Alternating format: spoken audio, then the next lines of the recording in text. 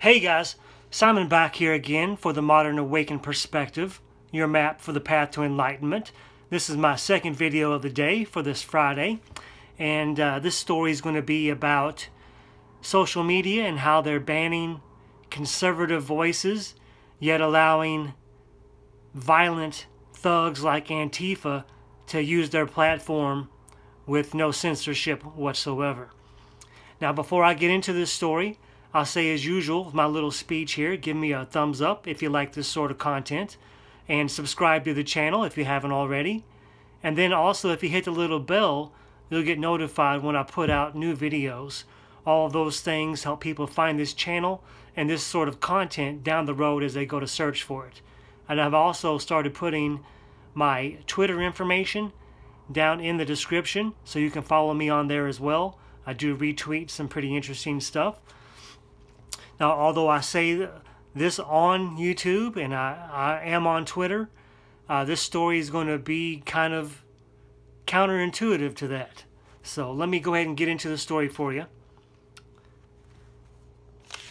This is, again, about social media. Now, as you guys probably know, social media like Twitter, Facebook, and even Google have been working hard to eliminate conservative voices online, like mine. Now, last week, Facebook and Instagram banned several conservatives, including Paul Joseph Watson, Laura Loomer, and the personal account of Alex Jones, categorizing them as, quote, dangerous.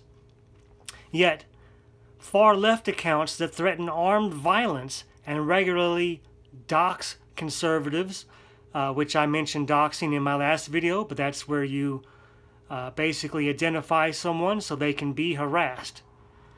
And so they regularly dox conservatives and ICE officials, and this sort of behavior is approved by the tech giants. Antifa has used their accounts to identify ICE members and their family members too, releasing personal contact info on them and their spouses, including their addresses, their phone numbers, and their date of birth. Now, these activities have been reported numerous times, yet it's still allowed to continue. Antifa openly urges their supporters to study communism and to take up arms and use them against the right. Now, how can these violent, far-left communists be approved by Twitter to continue posting their violent threats while conservatives who only wish to defend America get banned? Makes no sense, does it? I mean, obviously there's something deeper going on. There's some agenda there being pushed. Now, these tech giants need to be held accountable for their actions, in my opinion. Their blatant censorship of those who put America first is just despicable. Now, I suggest everyone here boycott these companies if all possible. Again, as I mentioned, I do have a Twitter account. I basically upload these videos to Twitter, and I retweet some other conservative information that I find on there. But as they continue to ban people that are of like-minded as myself, I probably it's going to make it harder and harder for me to stick on those platforms, basically.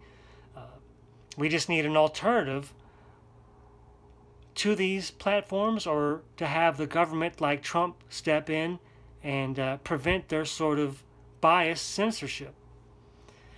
I wanted to mention, I do have, I use Google slightly, but I've uploaded a new browser called the Brave browser.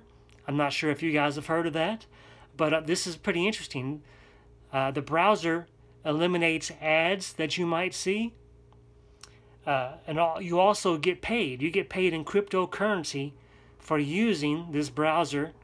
You get paid through what's called the basic attention token. So basically, you get paid for giving them your attention through that browser.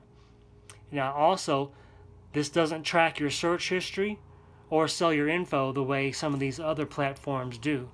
I've reported on that in the past. So I'd love to hear what you guys feel about this. I hopefully you guys agree with what I'm saying, but if not, feel free to comment either way. I try to address as many comments as possible. But anyway, that's the story from my perspective, and I'll see you guys on the next video.